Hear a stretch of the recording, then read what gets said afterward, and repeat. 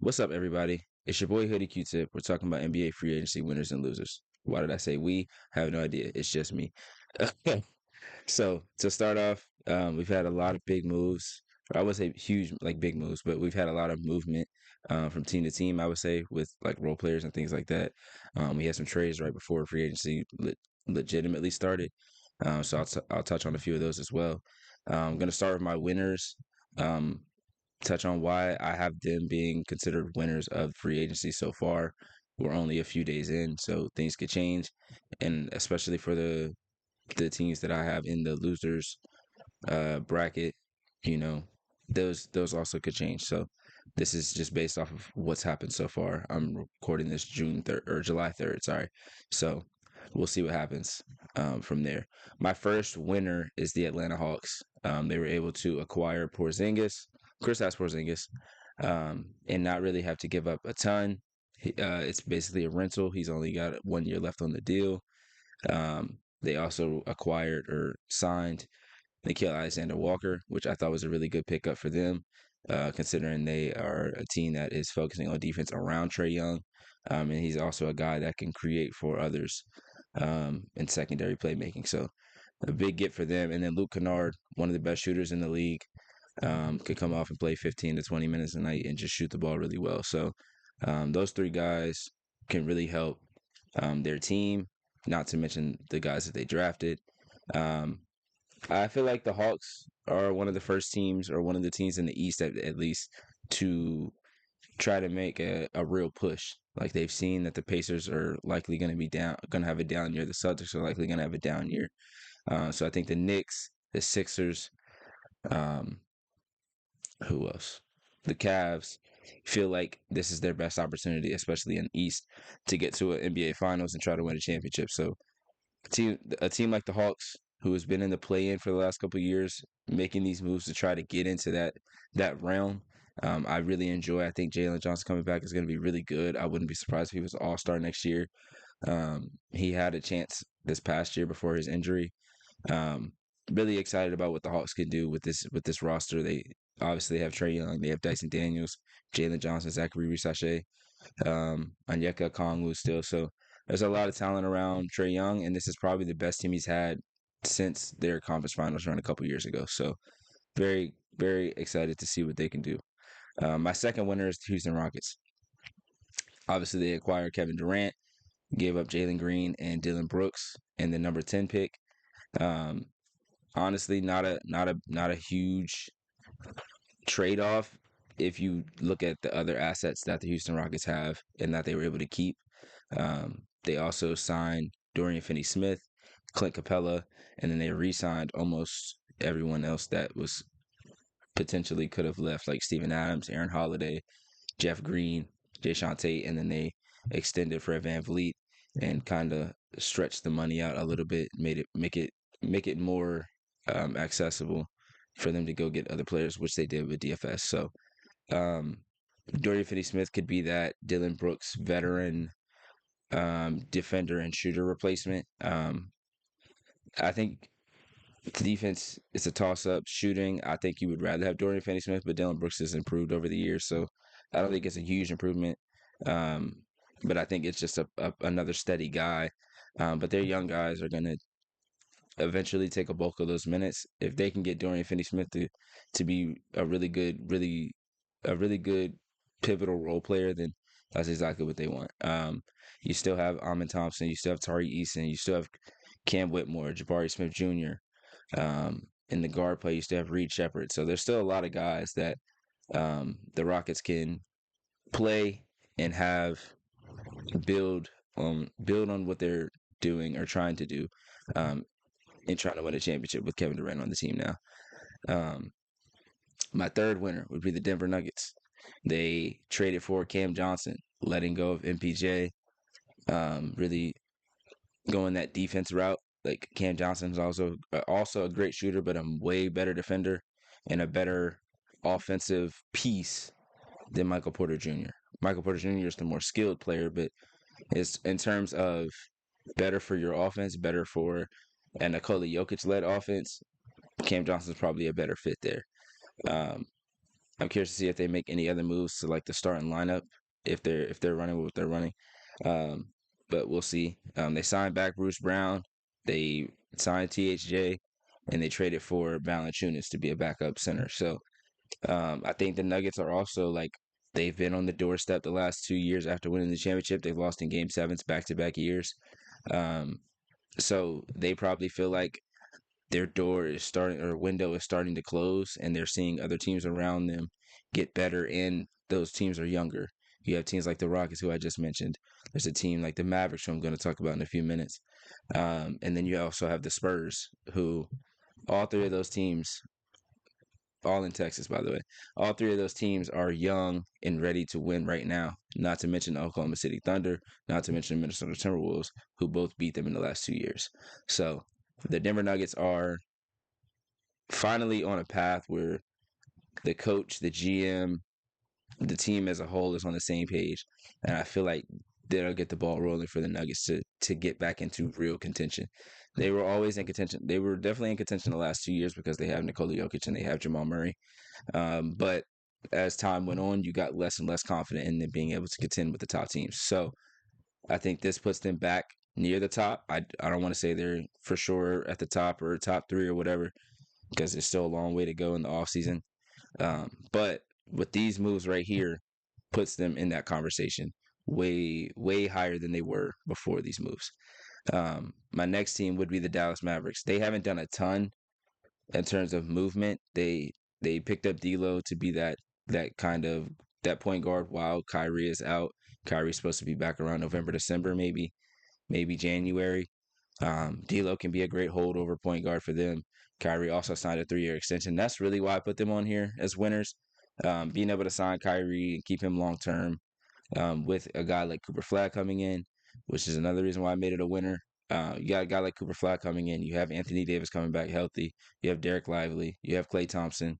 You have Daniel Gafford, who you just signed to another to an extension as well. So they have a lot of players that can fill roles and play a huge part in them trying to contend this season. So I'm very impressed with what the Mavericks have done. Granted, this is all coming after them trading one of the best players in the league in Luka Doncic, and a little bit of this is some luck, but they've they've made pivots after making that bad decision. So I will say I like what they've done so far. Um, the next team that I have as winners are the New York Knicks. They finally picked a coach in Mike Brown. They signed Jordan Clarkson, and they signed Gershon Yabusele, two players that can help them off the bench right away. And that's things that people have been talking about the Knicks for the last couple of years is the bench play, bench play, bench play. Well, now you've got Deuce McBride, Jordan Clarkson, Yabusele coming off the bench together. Um, all three guys can score. Clarkson's not really a defender, but Deuce McBride can defend. Yabusele's a bigger body that you can play with a Mitchell Robinson, or if you want to play Mitchell Robinson and Cat together, then you got Josh Hart coming off the bench.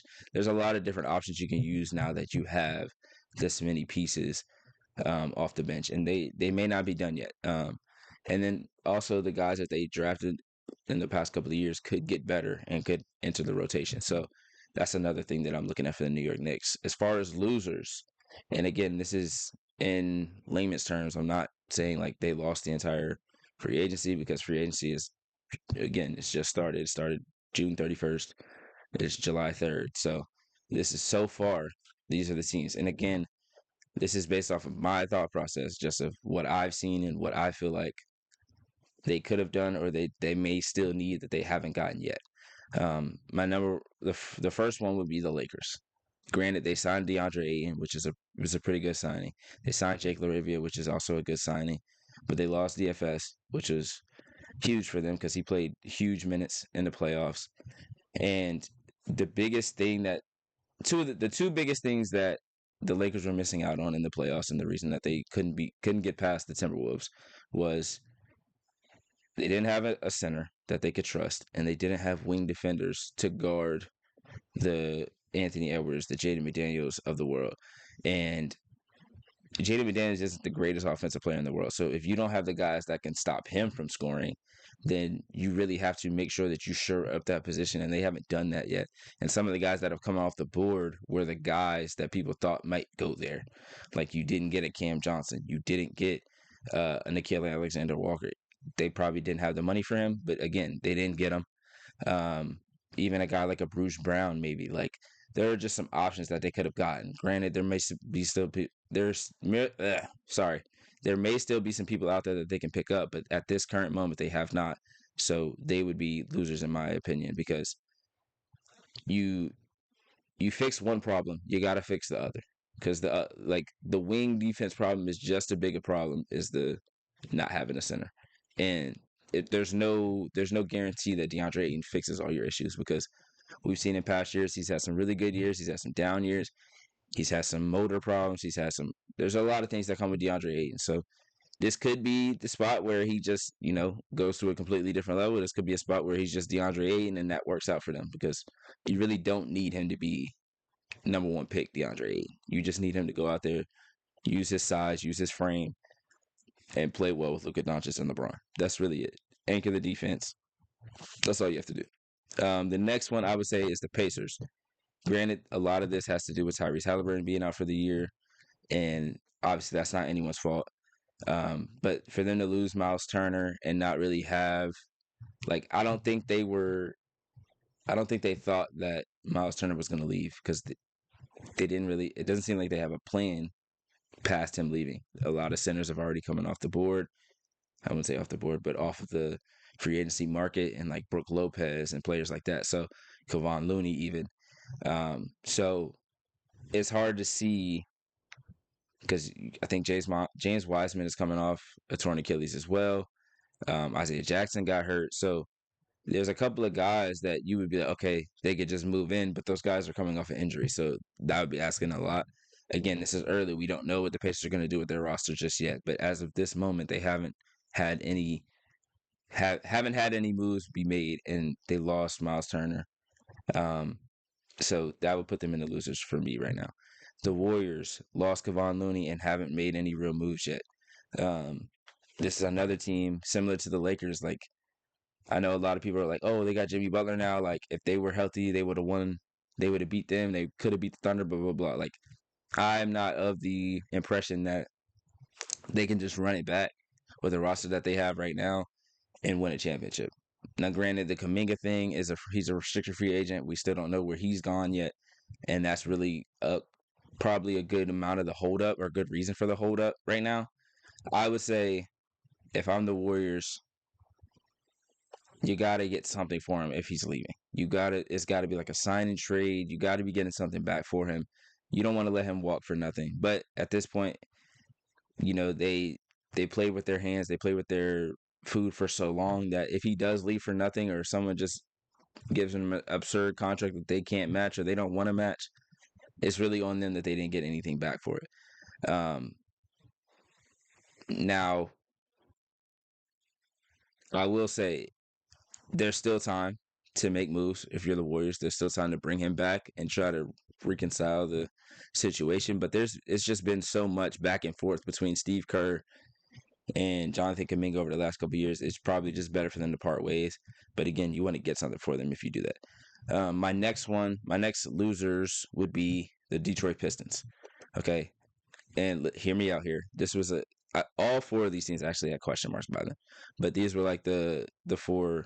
I also have the Heat in here. That's my team. We have done nothing. We let Duncan Robinson walk, which I'm okay with. That's a lot of money that he was signed for. I know Pat Riley is a pretty patient guy, so I'm not too stressed out about that. But they are also in the losers bracket for me. They haven't done anything at all yet. But the Pistons, they signed Karis LeVert, they signed Duncan Robinson, and they brought Paul Reed back, which aren't bad moves. But you lost Dennis Schroeder, you lost Tim Hardaway Jr., who was a great shooter for you last year, and then Malik Beasley is in legal trouble right now. There's a potential that he doesn't play at all next season. There's a potential that he gets banned from the league. There's a potential for a lot of things with Malik Beasley.